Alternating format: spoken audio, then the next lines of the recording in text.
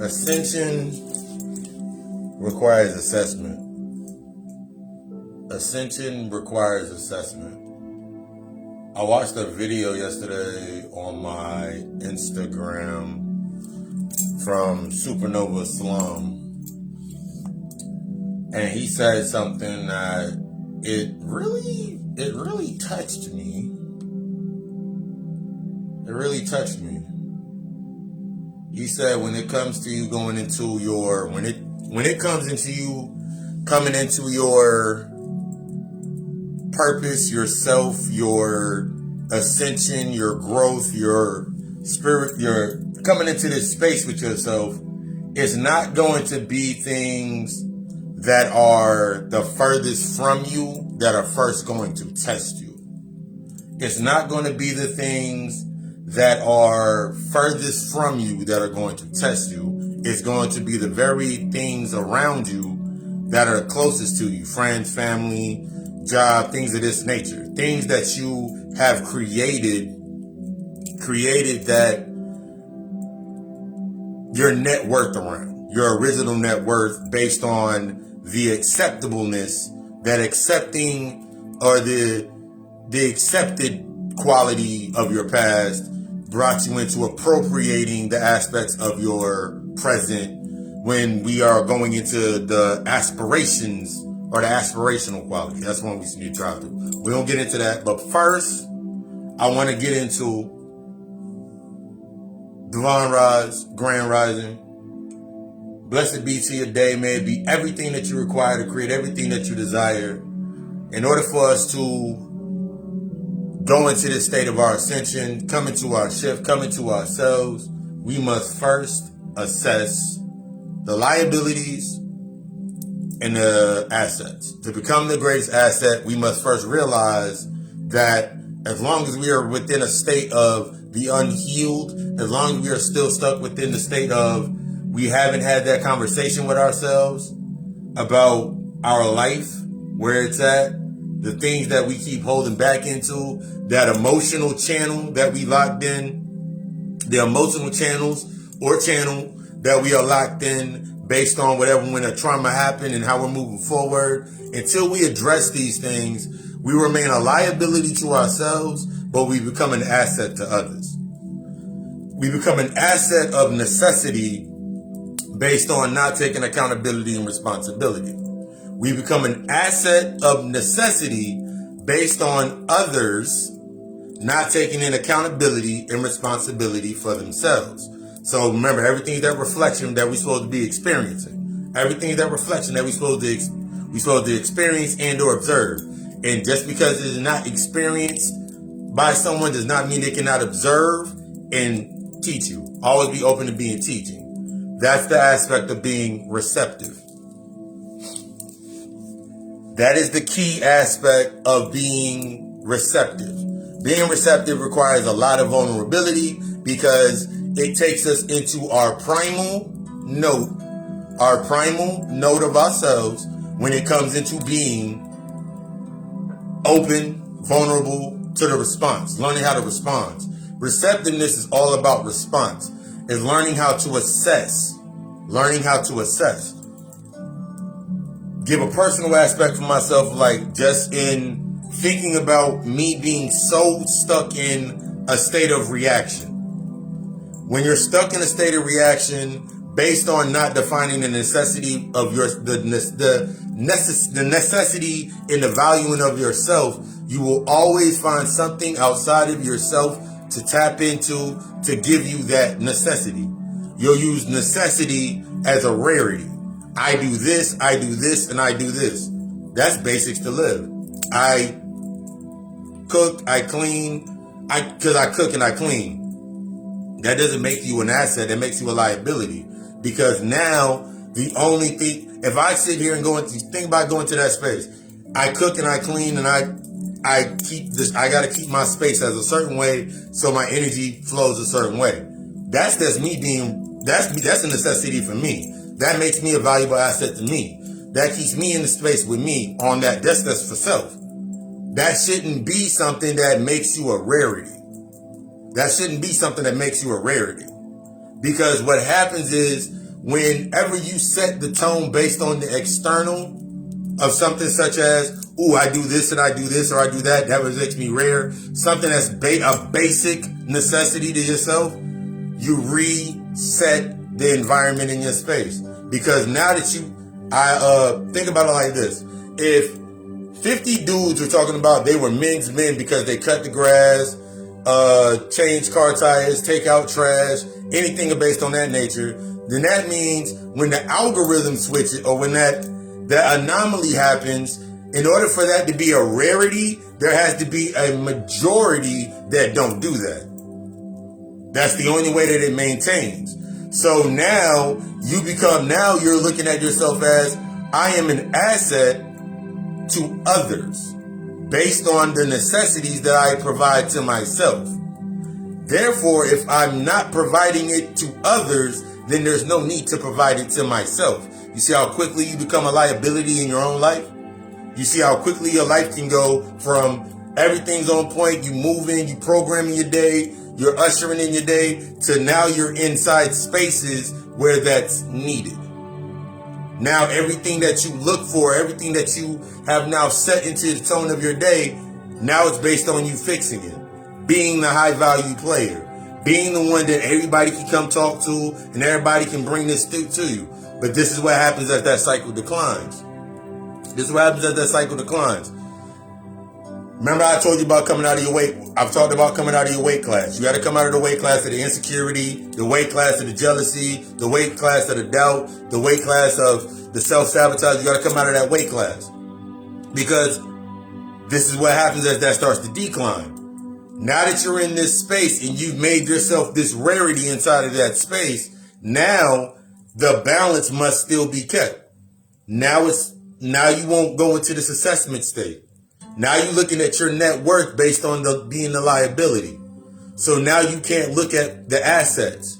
Everything can become an asset based on you being a liability. Because remember, your assets are reciprocal. The asset is reciprocal. It's based on growth. Your liabilities is non-reciprocal. That means it doesn't bring in anything else. It brings in nothing to challenge growth, challenge you to step up your game. Just think about it to yourself in simple things. I remember looking at myself and having everything from having conversations based on giving good advice to others, but then when they wouldn't listen to it, I found myself repeating that cycle of reinvesting my emotions into having that conversation because I didn't understand responsibility. If I had that in my space, then I could say, well, I had to go do this and I had to go do that. I had to go up the street. I had to go around the corner. I had to go here to go do this, and this. Instead of me saying no. Instead of me saying, you know what? If you want to have a conversation with me, you got to come to me. If you want to have this dialogue with me, you got to come to me. If I'm giving you information that I know is from my heart and it's making my heart swell because I'm giving you this information for you to grow and you can't take it in, and you don't take it in, that means you still go do the same thing. That means if I sit here and tell you like, yo, your girl is cheating on you, she been riding around town, hitting all these niggas at the fucking Fountain Blues. Anyway, she just been out there. And then you say, okay, I'm going to go home and end it. And then you go home and then 15 minutes later or the next day, you up on Facebook talking about relationship goals because y'all going on vacation. Then now it's time for me to assess this space. You are a liability to my emotional balances. Me keeping myself in an emotional balance. Because remember, as it declines, you're trying to find that footing in that space. So now, if I sit here and say, well, he did what he did, that ain't got nothing to do with me, cool. You just said it has nothing to do with you. Therefore, you are writing it off. That means you are writing it off and you're taking the credit for what you put into that space. But that doesn't, if you're going based on an emotional imbalance, This is where a lot of us start, because we're a liability. Now we sit there after a while, that old weight class comes back up. The guilt, the grief, the insecurity, that longing that we talked about in Hopeless Romantic on Friday. These are the aspects that start coming back into that space because you're advancing. As you advance, there's more space. As you advance, you become empty. We become so used based on that very accepted quality of our past. That means we accepted the things that happened to. That means we have a false sense of acceptance for what happened in our past. So now we appropriate in our present state things that go against that, or things that don't match that match that based on lack. So now you're sitting in this space, and now you're starting to expand. You're reading more. You're coming into your space. You're doing your daily mantras, your meditations. You're programming your day. Then all of a sudden, you start feeling empty. You start feeling that challenge of actually having to say something to yourself or speak more positively to yourself. And now, this is what happens where that challenge happens in your ascension. Allow it to come to you. Allow the flow to come to you. When something comes to you, you are able to identify that emotional trigger or that spike that can get you stuck within that space. Now you're sitting there like, now that you're in this assessing mode, now you're in the analytical sense, now you're allowing your logic to go before your emotion. Now you can set that pattern. A lot of us come into that space and put our emotions before our logic. And then we depend on our logic to fix what we did emotionally. Because that's the liability. That's the liability cycle. I do something emotionally.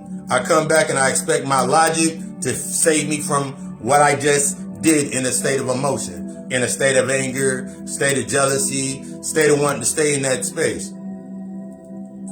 Got one thing. I want you to be the fucking best. The only quality that we're gonna get into this week on the podcast is aspirational quality. It's aspirational quality. Aspirational quality is when you are realizing that you are your best asset.